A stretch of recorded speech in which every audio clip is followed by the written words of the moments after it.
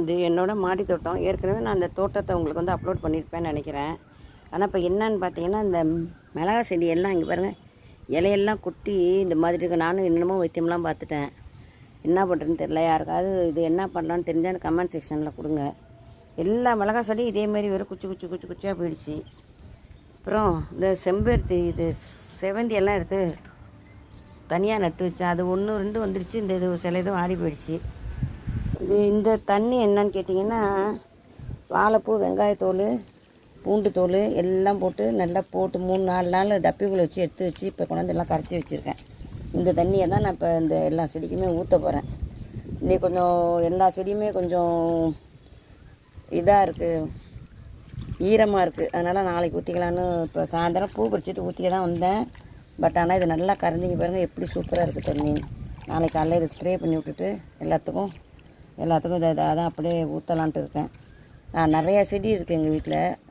இதில் ஒரு விஷயம் என்னன்னு சொன்னீங்கன்னா, இங்கே பாருங்கள், எல்லா செடியும் இந்த மாதிரி மாவு பூச்சி வந்துடுது. இந்த மாதிரி பாருங்க, இந்த செவ்வந்தி இதெல்லாம் நல்ல தோட்டம் அவ்வளோ நல்லா இருந்துச்சு. இந்த பாருங்க, மஞ்சள் இலையெல்லாம் காஞ்சி போச்சு.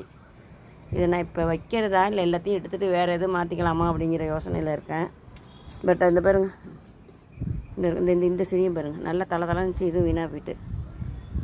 இந்த மல்லிகை குச்சி கட் பண்ணதை எடுத்து வந்து வச்சுருக்கேங்க. இது அம்மைக்கு பூ நிறையா வருது. இதையும் எடுத்து இனிமேல் தனித்தனியாக பக்கத்து கூடையில் தான் வைக்கலான்ட்டு இருக்கேன். இப்போ இப்படியே இந்த பக்கம் வந்தீங்கன்னா, இந்த மல்லிகை சின்ன ஒரு குச்சி தான் வச்சா நல்லா முளைச்சி வந்துடுச்சு. பட் ஆனால் இந்த பாருங்க, பூ நல்லா மொட்டு நிறையா வச்சுருக்கு. இந்த இதிலெல்லாம் மொட்டு வச்சுருக்கு. இனிமேல் இதை கட்டிங் பண்ணி விட்டுறணும்.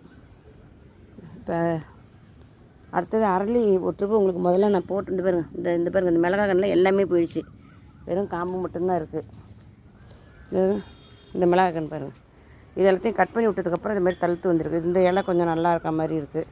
பாருங்க, எல்லா இலையும் போயிட்டு பாருங்கள், வெறும் காம்பு மட்டும்தான் இருக்குது இதில் ஃபுல்லாக. இது அரளியை நான் வந்து ஏற்கனவே உங்களுக்கு போட்டிருப்பேன்னு நினைக்கிறேன்.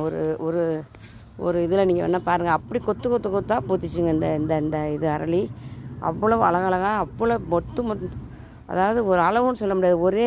ஒரே இதில் வந்து 30 40 பூ இருந்துச்சு, நல்லா ரோஜாப்பூ மாதிரி. இப்போ அதுவும் கொஞ்சம் என்னன்னு தெரில, ரொம்ப சுங்கி போயிட்டு கீழே எடுத்து நடலான்னு நினச்சிட்ருக்கேன். இது வந்து பொடுதலை செடி. இந்த இது நல்லா வந்துடுச்சு பாருங்கள். இது வந்து பொடுதலை. இது வந்து கற்பூரவள்ளி. இதுவும் நிறையா வளர்ந்துடுச்சு.